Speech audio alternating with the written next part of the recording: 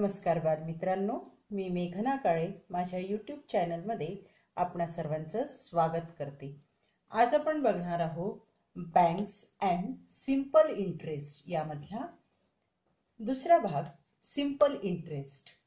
आता simple interest काढायचं कसं तर सुरुवातीला समजून घ्या। सिंपल इंटरेस्ट म्हणजे बँक जी काही रक्कम आपण डिपॉझिट म्हणून ठेवतो किंवा जी काही रक्कम आपण बँकेकडून लोन म्हणून घेतो त्या रकमेवर आपल्याला काही आगाऊ रक्कम द्यावी लागते। ज्या वेळेला आपण आपलं लोन बँकेला वापस करतो किंवा बँकेकडून आपण ठेवलेलं डिपॉझिट परत घेतो त्यावेळेला काही आगाऊ रक्कम आपल्याला त्यावर बँक देत असते, त्याला आपण सिंपल इंटरेस्ट म्हणतो किंवा इंटरेस्ट म्हणतो।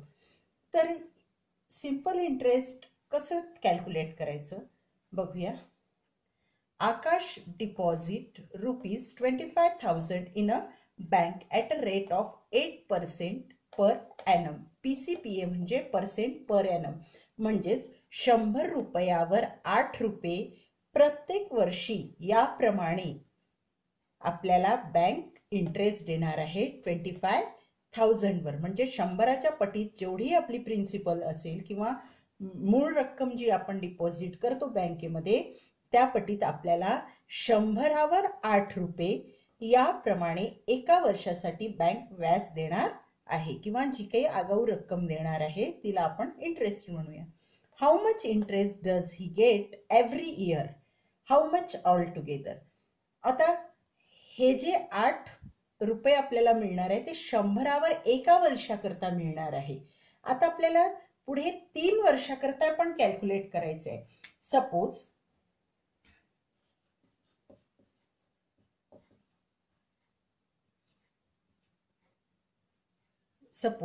आकाश गेट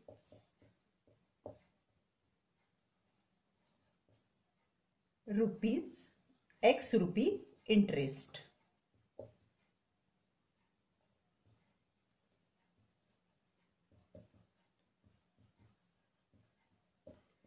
आता आकाशला X रुपीज इंटरेस्ट मिळतात आहे 25,000 वर।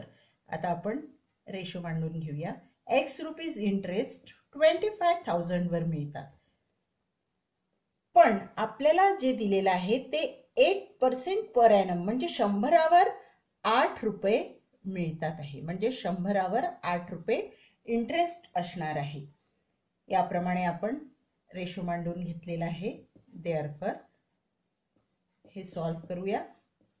या ठिकाणी सॉल्व करताना या प्रमाणे आपण सॉल्व करणार। x into 100 25,000 into 8 therefore x is equals to। आता हे इक्वेशन आपण सोडवताना इक्वलच्या या बाजूला असलेले मल्टिप्लाइड बाय 100 या बाजूला गेले, राइट साइडला गेले की डिवाइडेड बाय 100 होईल। कैलकुलेशंस करूया। therefore x is equals to 2,000 rupees। therefore Akash got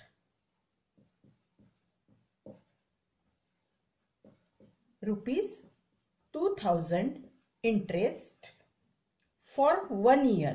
आता हा जो आपल्याला इंटरेस्ट मिळाला आहे तो 1 year करता आहे।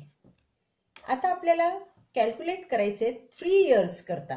therefore interest for 3 years।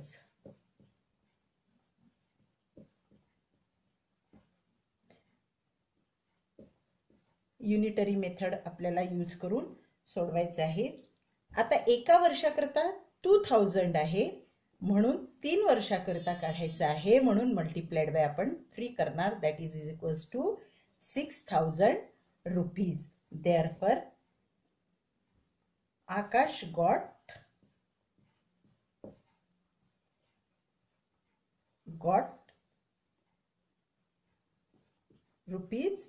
₹6,000।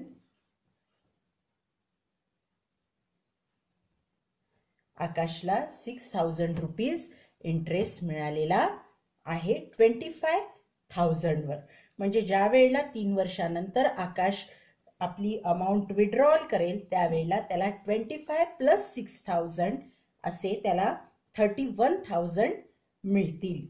याप्रमाणे आपण इंटरेस्टचे गणित कॅल्क्युलेट करू शकतो, इंटरेस्ट काढू शकतो सिंपली रेशो यूज करून. पण इंटरेस्ट काढण्याकरिता पण आपल्याला फॉर्म्युलीज आहेत. ही फॉर्म्युलीज कशी डिराईव्ह होते ते बघूया. आता आपल्याला माहिती आहे फॉर्म्युला डेरिव्हेशन बघूया इंटरेस्ट सिंपल इंटरेस्टच्या. आपल्याला माहिती आहे जो काही इंटरेस्ट आपल्याला मिळणार आहे तो आपण जी रक्कम बँकेकडून लोन म्हणून घेणार आहे किंवा बँकेत डिपॉझिट करणार आहे ज्याला आपण प्रिन्सिपल म्हणतो, त्या प्रिन्सिपलवर हा इंटरेस्ट आपल्याला मिळणार आहे. पण जो काही इंटरेस्ट मिळेल तो 100 रुपयावर पर इयर याप्रमाणे मिळतो. जो काही रेट ऑफ इंटरेस्ट असतो तो 100 रुपयावर 100 युनिट पैकी असतो. म्हणून आपण हा रेशो मांडून घेतला. आता या ठिकाणी आपण याला सॉल्व्ह करू. That is I is equals to P into R upon 100. आता जे काही कॅल्क्युलेशन्स असणार आहे इंटरेस्टचे हे फॉर 1 इयर असते. म्हणजेच इंटरेस्ट फॉर 1 इयर टाइम आपण टी या लेटरनी दर्शवणार. Interest for 1 year is equals to P into R into T upon 100. आता हा जो इंटरेस्ट आहे हा आपला टोटल इंटरेस्ट आहे. टोटल इंटरेस्ट कितीही वर्षाकरता असू दे. सुरुवातीला आपण इथे आता एका वर्षाकरता घेतलेला आहे, ते पुढे आपण सॉल्व्ह करू कितीही वर्षाकरता कसं करायचं. पण आता या ठिकाणी फॉर्म्युला डेरिव्हेशन मध्ये आपण एका वर्षाकरता इंटरेस्ट घेतलेला आहे. Interest into T that is means it is total interest. Therefore total interest is equals to principal into rate of interest into time upon 100. याप्रमाणे आपल्याला इंटरेस्टचा फॉर्म्युला मिळतो आणि यामध्ये आपण व्हॅल्यूज पुट करून डायरेक्टली सिंपल इंटरेस्ट कॅल्क्युलेट करू शकतो. आता या इंटरेस्टच्याच एका फॉर्म्युल्यावरून आपण प्रिन्सिपल कॅल्क्युलेट करू शकतो. प्रत्येक वेळी आपल्याला इंटरेस्ट कॅल्क्युलेट करायला म्हणणार नाही तर प्रिन्सिपल पण कॅल्क्युलेट करायला म्हणतील. तर सिंपली याच्या पुढे सॉल्व्ह करू. I into 100 that is equals to P into R into T. आता आपल्याला फक्त प्रिन्सिपल काढायचं आहे म्हणजे multiplied by rate of interest and time या बाजूला आणल्यानंतर डिवाइडेड बाय होणार. I is equals to I into 100 upon R into T that is rate of interest into time that is equals to principal. म्हणजेच आपल्याला directly principal जर काढायचं असेल तर आपण याच फॉर्म्युलाला पुढे सॉल्व्ह करून प्रिन्सिपल कशाप्रमाणे काढू तोही फॉर्म्युला डिराईव्ह केला. याचप्रमाणे आता समजा मला रेट ऑफ इंटरेस्ट काढायचा असेल तर I इंटू 100 अपॉन आता रेट काढायचा आहे प्रिन्सिपल दिलाय म्हणजेच P into T that is principal into time. आता याचप्रमाणे आपण टाइम पण कॅल्क्युलेट करू शकतो. आपण टाइम करता पण नेक्स्ट फॉर्म्युला डिराईव्ह करू शकतो. Time is equals to interest into 100 upon principal into rate of interest. यावरून आपण इंटरेस्टचा पिरियड पण कॅल्क्युलेट करू शकतो. म्हणजे दिलेल्या एका फॉर्म्युल्यावरून आपण हे बाकी फॉर्म्युलीज पण डिराईव्ह करू शकतो. यामध्ये मग आता तुम्हाला रेशो किंवा रेशो प्रपोर्शन सॉल्व्ह मांडून फर्दर सॉल्व्ह करण्यापेक्षा डिरेक्टली फॉर्म्युलीज मध्ये व्हॅल्यूज टाकून आपण इंटरेस्टचे एक्झाम्पल सॉल्व्ह करू शकतो. बघूया आपण एखादे example. Suppose principal is equals to 12,000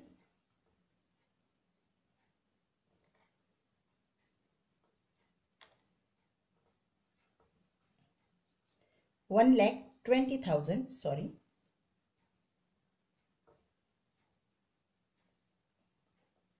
Rate of interest is equals to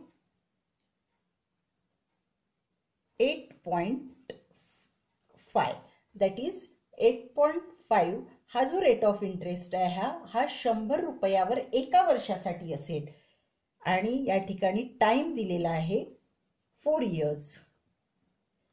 आता आपल्याला कॅल्क्युलेट करायचे आहे टोटल इंटरेस्ट, आपल्याला कॅल्क्युलेट करायचं आहे. आता आपण या ठिकाणी फॉर्म्युलीज मध्ये डायरेक्ट ही दिलेली फॉर्म्युलीज आहे यामध्ये व्हॅल्यूज पुट करू. I is equals to 1,20,000 into rate दिलेला आहे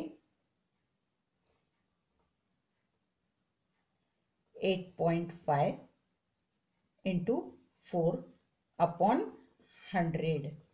आता या ठिकाणी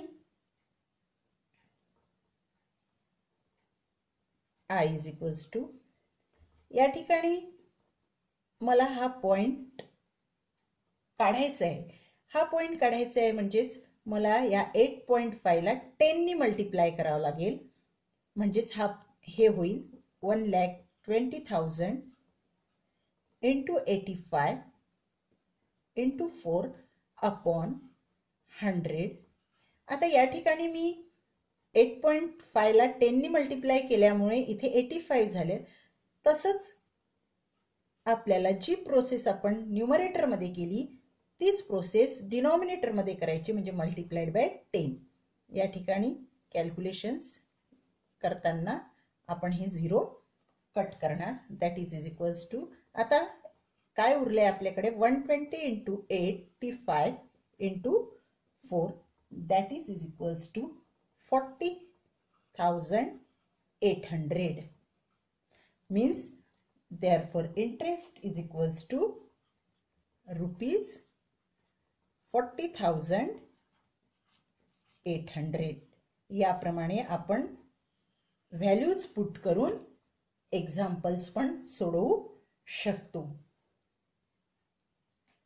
यावरून तुम्हाला दिलेल्या एक्झाम्पल मधल्या व्हॅल्यूज तुम्ही पॉइंट आउट करायच्या, फॉर्म्युलीज मांडायची आणि फॉर्म्युलीज मध्ये आपले दिलेल्या व्हॅल्यूज पुट केल्यानंतर आपल्याला टोटल इंटरेस्ट मिळेल.